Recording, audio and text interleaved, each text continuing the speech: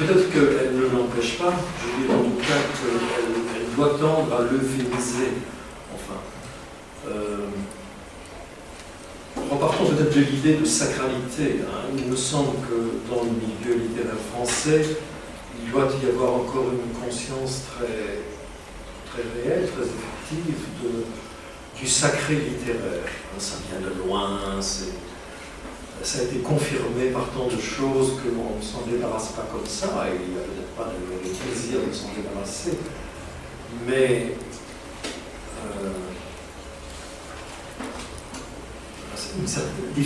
diverses formes du respect de la chose littéraire, des porteurs de la chose littéraire, me paraît demeurer.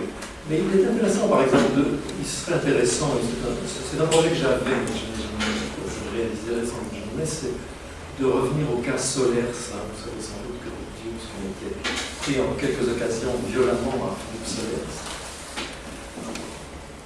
Alors, il me semble que c'est un cas extrêmement intéressant parce que, d'abord, Solers me paraît jouer sur plusieurs tableaux, et probablement assez habilement sur le tableau de la haute légitimité ou sur celui des commerciales. Enfin, il sait se vendre.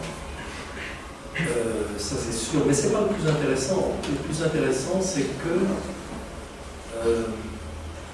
sa position vis-à-vis de la littérature qu'il fait, vis-à-vis de toute littérature, mais qui est quand même, si on lit une revue comme l'infini, c'est une position qui est quand même très fortement réaffirmée, avec exhibition des grands essais comme James Joyce, etc.